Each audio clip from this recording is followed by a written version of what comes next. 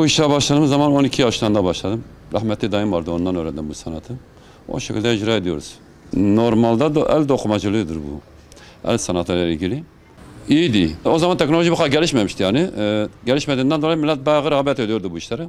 Şu anda el emeğinin bir şey kalmadı. El sanatının bir değeri fazla kalmadı ya. O zaman günde 5-6 tane yapıyorduk. Ama şu anda en fazla 1-1,5 tane yapıyoruz. Yani maddi olarak çok kısıtlı bir şeye geliyor. Para kazandırtmıyor yani daha doğrusu. O yüzden rağbet edilmiyor yani bu iş. 5 tane çocuk yetiştirdim. Genelde lise mezunudular. Başka okulda okumadılar. 11-12 yaşındaydım, zaten yaş 61 şu anda. 50 yıldır yapıyorum bu mesleği. Normalde millet ipini getiriyordu buraya, sipariş üzeri. Sipariş alıyor, sipariş üzeri yapıyordu. Yani kendileri kendi iplerini kendileri getiriyor. Yapıyorduk mesela, namaza başlardık. Tabii her sene değişiyor mesela, bazen 5 milyon liraya kadar da yaptığımız damazlıkların fiyatları vardı. Çok eskiden tabii bu. Şu anda 60 milyondur tanesi.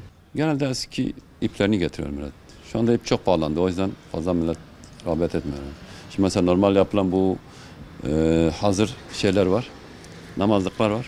Onlar bizim fiyatımızdan çok aşağısına kaldığı için millet genelde onlara rağbet ediyor. Ucuza kaçıyor yani.